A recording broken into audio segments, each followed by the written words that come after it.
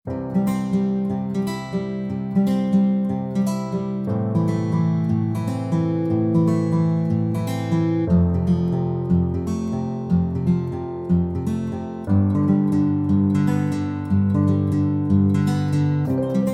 Welcome to the biotech universe. आज की video में हम स्टडी करेंगे गैसियस एक्सचेंज इन ह्यूमंस, यानी इंसानों में गैसों का तबादला कैसे होता है। इंसानों में गैसों का तबादला जो है वो एक निज़ाम के ज़रिए से जो होता है, उस निज़ाम को हम निज़ाम तनफ़ुस या रेस्पिरेटरी सिस्टम जो कहते हैं। Let's start. हम रेस्पिरेटरी सिस्टम को डिटेल में स्टडी करने वाले हैं कि किस तरह से एयर जो है वो इसमें से पास इन और पास आउट होती है, और इसको हम एयर पैसेज वे भी कहते हैं। एयर पैसेज वे को हम डिफाइन करते हैं कि ये रेस्पिरेटरी सिस्टम के ऐसे पार्ट्स का कॉम्बिनेशन है जिनके ज़रिए से हवा माहौल से हमारे लंग्स के अंदर आएगी, और फिर गैसों के तबादले के बाद ये लंग्स से वापस जो है उस माहौल की तरफ जो है वो जाएगी, यानी इन लंग्स से बाहर चले जाएगी। ऐसे पार्ट्स जो कंबाइन करके इस पूरे प्रोसेस को जो है वो परफॉर्म करते हैं, उनको मिला के हम एयर पैसेज वे कहते हैं। ये ह्यूमन रेस्पिरेटरी सिस्टम का एक ओवरव्यू है। इसमें जो है वो तमाम के तमाम उज़्व या इसके पार्ट्स या इस जो है वो सिस्टम के ऑर्गन्स को जो है वो दिखाया गया है, जिसमें एक कंप्लीट ओवरव्यू नेज़ल कैविटी से लेके लंग्स तक जो है वो मौजूद है। अगर हम इसके मेन ऑर्गन्स की बात करें, इसमें नेज़ल कैविटी या नोज़ मौजूद है, जिसके बाद एयर जो है वो मूव इन करके आ जाती है फेरेंक्स में, फिर लेरेंक्स में, और फिर सांस की नाली या ट्रेकिया जिसे बोलते हैं, एयर ट्रेकिया में आ जाएगी, और फिर वहाँ से होती हुई ये लंग्स में चली जाएगी। हम तमाम पार्ट्स को, तमाम ऑर्गन्स को डिटेल से डिस्कस करेंगे इस लेक्चर में कि वो किस तरह से अपने फंक्शन को परफॉर्म करते हैं। सबसे पहले जो ऑर्गन या जिसके साथ एयर इन कांटेक्ट आती है वो है हमारी नोज़, और नोज़ जो है वो इन्वायरमेंट के साथ इन कांटेक्ट जो है नोज़ की ओपनिंग्स, जिनको नोस्ट्रिल्स बोलते हैं, उससे जो है वो आती है। नोस्ट्रिल्स दो तरह के होते हैं, एक एक्सटर्नल नोस्ट्रिल्स जो कि हमारी नोज़ की ओपनिंग है और इन्वायरमेंट के साथ इंटरेक्शन में जो है वो हेल्प करती है, यानी जहाँ से एयर जो है वो बॉडी के अंदर दाखिल होगी। और एक इंटरनल नोस्ट्रिल्स होते हैं जो कि नेज़ल कैविटी के बैक एंड पे मौजूद होते हैं और एयर को जो है वो लीड इन करते हैं फेरिंक्स की तरफ। एक्सटर्नल और इंटरनल नोस्ट्रिल्स के दरमियान भी एक स्पेस जो है वो मौजूद होती है, और इस स्पेस को नेज़ल कैविटी बोलते हैं, जैसा कि इस डायग्राम में भी इसको शो किया गया है। नेज़ल कैविटी जो है ये एक मेम्ब्रेन के ज़रिए से इसको बाइसेक्ट जो है वो किया हुआ है अल्लाह ताला ने। इसके जो फंक्शंस हैं या इसके जो अफ़ाल हैं वो 3 हैं। ये एयर को फ़िल्टर करती है, क्योंकि नेज़ल कैविटी के अंदर बाल मौजूद होते हैं और वो म्यूकस को जो है वो उसमें म्यूकस भी जो है वो प्रोड्यूस होता है। ये दोनों मिलके एयर को जो है वो फ़िल्टर करते हैं। जो बड़े-बड़े ज़र्रात होते हैं मट्टी के, वो नेज़ल कैविटी के अंदर ही जो है वो रोक लिए जाते हैं। दूसरा, म्यूकस जो है वो एयर को मॉइस्चन करने में, उसको नमी फ़राहम करने में भी हेल्प करता है, और एयर जो है उसका टेम्परेचर भी जो है वो बॉडी के टेम्परेचर के अकॉर्डिंगली यहाँ पे सेट कर लिया जाता है, ताकि उसका टेम्परेचर जो है वो बॉडी के टेम्परेचर के साथ बिल्कुल मैच हो जाए, 37 डिग्री सेंटीग्रेड पे आ जाए, और इससे कोई नेगेटिव इम्पैक्ट जो है वो बॉडी के ऊपर जनरेट ना हो सके। आगे चलें तो फिर एयर जो है वो इंटरनल नोस्ट्रल से होती हुई आ जाएगी फेरेंक्स में। फेरेंक्स जो है ये एक मस्कुलर पैसेज है, यानी मसल से बना हुआ रास्ता है जो कि कॉमन है खुराक और हवा के लिए। ये फेरेंक्स जो है ये लीड करेगा एयर को टुवर्ड्स द एसोफेगस और लेरिंक्स। फेरिंक्स का जो लास्ट पार्ट है या ओपनिंग इसकी कह लें, इसके फ्लोर पे जो मौजूद होती है और इससे आगे फिर लेरिंक्स स्टार्ट हो जाता है, उसको हम बोलते हैं ग्लोटिस।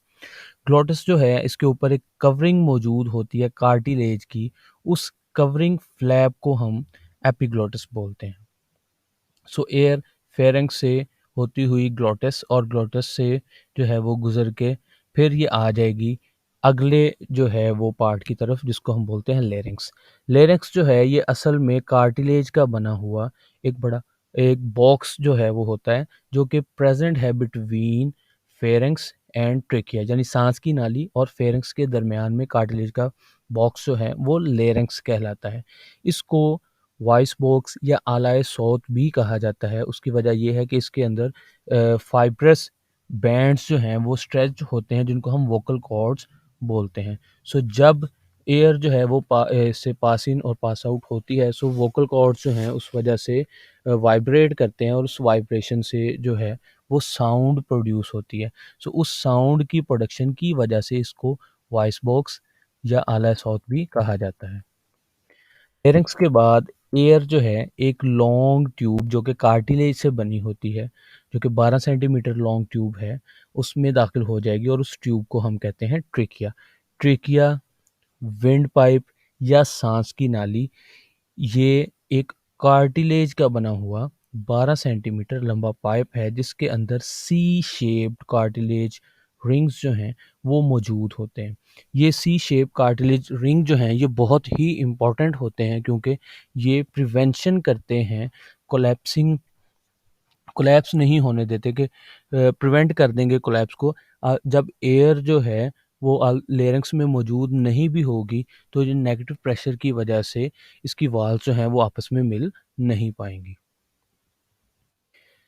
ट्रेकिया के बाद जो है एयर ब्रोंकाई में आ जाएगी। अगर हम इस डायग्राम को देखें तो ट्रेकिया जो है वो आगे डिवाइड हो जाता है into the two smaller tubes, और ये टू स्मॉलर ट्यूब्स जो हैं ये चेस्ट रीजन में या थोरेसिक कैविटी में जो है वो मौजूद होती हैं, और इनको हम कहते हैं ब्रोंकाई। ब्रोंकाई जो हैं इनके अंदर भी कार्टिलेजिनस प्लेट्स जो हैं उनकी वाल्स के अंदर मौजूद होती हैं, जो कि इनको कोलैप्स करने से बचाती हैं। ब्रोंकाई जब लंग्स के अंदर जो हैं वो दाखिल हो जाएंगे तो ये और छोटी ट्यूब्स के अंदर, फाइन ट्यूब्स के अंदर जो हैं वो डिवाइड हो जाएंगे, और तब हम इनको ब्रोंक्यूल्स बोलेंगे। ब्रोंक्यूल्स जो हैं जैसे जैसे प्रोग्रेसिवली जो है ये आगे और फाइन ट्यूब्यूल्स में डिवाइड होती जाती है, वैसे वैसे ये नैरोअर भी होती जाती हैं और ये कार्टिलेज भी जो है वो लूज़ करती जाती हैं। इट मीन्स कि जो फाइन ट्यूब्यूल्स बनेंगी ब्रोंक्यूल्स की, उनके अंदर कार्टिलेज मौजूद नहीं होगा। ब्रोंक्यूल से आगे एयर जो है वो एल्वुलर डक्ट, जो कि बिल्कुल बारीक सी जो ट्यूब्यूल्स हैं लंग्स के अंदर मौजूद हैं और इनमें कार्टिलेज मौजूद नहीं होता, के अंदर दाखिल हो जाती हैं। एल्वुलर डक्ट्स जो हैं वो लीड करती हैं एयर को इनटू दी एक सैक लाइक स्ट्रक्चर, हवा की थैलियाँ जिन्हें हम बोलते हैं, एल्वुलाई का नाम उनको दिया जाता है। एल्वुलाई जैसे कि आपको डायग्राम में यहाँ पे दिखाई भी गई है, इसके ऊपर कैपिलरीज का एक जाल मौजूद होता है। कैपिलरीज इसको जो है वो कवर्ड करती हैं। ये वही जगह है जहाँ पे एयर आके गैसियस एक्सचेंज करेगी, यानी ऑक्सीजन जो है यहाँ से दी जाएगी और कार्बन डाइऑक्साइड वापस एक्सपेल करने के लिए लंग्स में जो है वो ट्रांसफ़र कर दी जाएगी। अब हम देख लेते हैं पल्मोनरी सर्कुलेशन को, कि किस तरह से जो ऑक्सीजन एयर के ज़रिए से लंग्स के अंदर आई है वो पूरी बॉडी के अंदर सर्कुलेट किस तरह से की जाएगी। ऑब्वियसली उसको सर्कुलेट करने के लिए हमारे पास जो ट्रांसपोर्ट करने के लिए जो मेन हेल्पिंग हैंड मौजूद है वो है ब्लड। सो ब्लड जो है वो सर्कुलेट करेगा पूरी बॉडी के अंदर।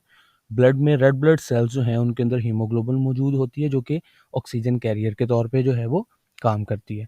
सो ब्लड जो है वो लंग्स में कैसे आएगा और लंग्स से कैसे जाएगा, हम इस डायग्राम की मदद से समझने की कोशिश करते हैं। यहाँ पे हमें अगर हम देखें तो दो तरह की जो हैं वो ब्लड में ब्लड ट्यूब्स नज़र आ रही हैं, आर्टरीज और वेन्स। नॉर्मली आर्टरी जो है ये ऑक्सीजनेटेड ब्लड जो है इसको कैरी आउट करती है, और वेन्स जो हैं ये डीऑक्सीजनेटेड ब्लड को कैरी आउट करते हैं। लेकिन यहाँ सर्कुलेशन में अगर हम देखें तो पल्मोनरी आर्टरी जो है वो हार्ट से डीऑक्सीजनेटेड ब्लड को लंग्स के अंदर लेके आएगी। वहाँ पे ये आर्टेरियोल्स में और फिर आगे फाइनली कैपिलरीज में डिवाइड होंगी। जी वही कैपिलरीज जो कि कवर अप करेंगी एयर सैक्स को, वहाँ पे गैसियस एक्सचेंज होगी और इन कैपिलरीज़ में मौजूद आरबीसीज़ जो हैं, जो कार्बन डाइऑक्साइड को डिफरेंट जो है वो बॉडी के पार्ट से लेके आ रहे हैं, वो उस जो है वो उसमें ट्रांसफ़र कर देंगे लंग्स में, और लंग्स से जो फ्रेश एयर आई है, उससे ऑक्सीजन को जो है वो ले लेंगे। फिर ये ब्लड जो है वापस आएगा हार्ट के पास, और ये वापस लेके आएगी पल्मोनरी वेन्स। जी हाँ, पल्मोनरी वेन्स जो हैं, ये ऑक्सीजनेटेड ब्लड को लेके वापस हार्ट की तरफ आएंगी, और फिर हार्ट जो है वो इस ब्लड को पंप कर देगा, और ये ब्लड जो है वो फिर हर सेल तक जो है ऑक्सीजन पहुंचाने का काम जो है वो करेगा। ये हमारे पास एक कंप्लीट ओवरव्यू आ गया ह्यूमन रेस्पिरेटरी सिस्टम का, from nasal cavity to the lungs. अगर हम यहाँ पे लंग्स को देखें तो हमारे पास दो लंग्स जो हैं वो चेस्ट कैविटी में मौजूद होते हैं। राइट लंग जो है, इसकी कैपेसिटी थोड़ी ज़्यादा है, ये दिखने में थोड़ा सा बड़ा है, जबकि लेफ़्ट लंग जो है इसमें छोटा है। इसकी रीज़न ये है कि जो राइट लंग है इसके अंदर 3 लोब्स मौजूद होती हैं, जबकि जो लेफ़्ट लंग है इसके अंदर 2 लोब्स जो हैं वो मौजूद होती हैं। अगर हम लंग को देखें तो इसके इर्द-गिर्द एक मेम्ब्रेन हमें येलो कलर की लीनिंग ड्रा की हुई नज़र आ रही है। इसको हम प्लूरल मेम्ब्रेन बोलते हैं, और इस दोनों लंग्स के नीचे जो है हमें एक मस्कुलर स्ट्रक्चर नज़र आ रहा है। इस मस्कुलर स्ट्रक्चर को हम डायफ्राम्स बोलते हैं। दोनों लंग्स जो हैं ये कवर्ड होते हैं, और इनके ऊपर रिब्स जो हैं वो मौजूद होती हैं, और रिब्स के अंदर जो है कुछ मसल्स जो हैं वो मौजूद होते हैं, उन मसल्स को हम इंटरकोस्टल मसल्स बोलते हैं। सो ये तमाम जो हैं वो मिलके कवर्ड अप कर लेते हैं लंग्स को, और इनकी सेफ्टी जो है इनको प्रोवाइड करते हैं। अब हम देख लेते हैं कि ब्रीदिंग या सांस लेने का अमल क्या होता है, और उसका मैकेनिज्म जो है वो क्या है। सो ब्रीदिंग को अगर हम डिफाइन करें, ब्रीदिंग एक फिजिकल मूवमेंट है जो कि मुंसलिक है, एसोसिएटेड है विद द गैसियस एक्सचेंज। एक ऐसी मूवमेंट जिसमें गैसों का तबादला करने में हेल्प होगी। एयर जो है वो लंग्स के अंदर आएगी, गैसियस एक्सचेंज होगी, और फिर जो है एयर को जो है वो एक्सपेल आउट कर दिया जाएगा। इस ब्रीदिंग के मैकेनिज्म के 2 जो हैं वो पहलू हैं। अगर हम उनको देखें, एक को हम बोलते हैं इंस्पायरेशन, और दूसरे को हम बोलते हैं एक्सपायरेशन। इंस्पायरेशन जो है, इसको अगर हम डिफाइन करें तो ये वो पार्ट है ब्रीदिंग का जिसमें एयर जो है उसका फ्लो आउटसाइड से या बाहर से लंग्स की तरफ जो है वो होगा। सो इसमें एयर जो है वो फ्लो करेगी इनटू द लंग्स। अब इसमें सबसे पहला काम ये होगा कि जो रिब्स हैं हमारे, इसके अंदर लगे हुए इंटरकोस्टल मसल्स जो हैं ये कॉन्ट्रैक्ट करेंगे। जब ये कॉन्ट्रैक्ट करेंगे तो रिब्स जो हैं ये रेज्ड हो जाएंगी। इसके साथ रिब्स के नीचे मौजूद डायफ्राम जो है वो भी कॉन्ट्रैक्ट करेगा। जब वो कॉन्ट्रैक्ट करेगा तो वो भी नीचे को हो जाएगा। जब ये दोनों कॉन्ट्रैक्ट करने के बाद अपनी शेप अटेन कर लेंगे, तो इससे ये होगा कि जो प्रेशर है इनकी वजह से लंग्स के ऊपर वो डिक्रीज़ कर जाएगा। जब प्रेशर जो है वो डिक्रीज़ करेगा, सो अंदर लंग्स के अंदर एयर का प्रेशर, उस पे मौजूद प्रेशर भी जो है वो कम होगा। सो एयर जो है ये रश इन करेगी from outside into the lungs, और इस प्रेशर को इक्वलाइज़ कर देगी। इस पूरे प्रोसेस को डायग्राम्स के ज़रिए से भी यहाँ पे जो है वो डिपिक्ट किया गया है। सो एयर जो है अब वो लंग्स के अंदर आ जाएगी, और फिर गैसियस एक्सचेंज होगी। गैसियस एक्सचेंज के बाद इस जो है वो प्रोसेस का सेकंड पार्ट यानी एक्सपायरेशन जो है वो होगी। एक्सपायरेशन जो है इसको हम डिफाइन करते हैं कि इसमें से लंग्स जो है इसको एक्सपेल आउट कर दिया जाता है ऑक्सीजन हासिल करने के बाद। इस प्रोसेस के दौरान रिब्स के मसल्स जो कि कॉन्ट्रैक्ट किए थे अब रिलैक्स करेंगे और वापस अपनी ओरिजिनल पोजीशन में आ जाएंगे। इसके साथ जो डायफ्राम है वो भी अपनी ओरिजिनल पोजीशन में आ जाएगा, जिससे जो थोरेसिक कैविटी की स्पेस है वो कम होना शुरू हो जाएगी, और लंग्स के ऊपर जो है वो प्रेशर बढ़ना शुरू हो जाएगा। और जब लंग्स के ऊपर जो है वो प्रेशर बढ़ेगा, तो उससे लंग्स में मौजूद एयर जो है उसको एक्सपेल कर दिया जाएगा।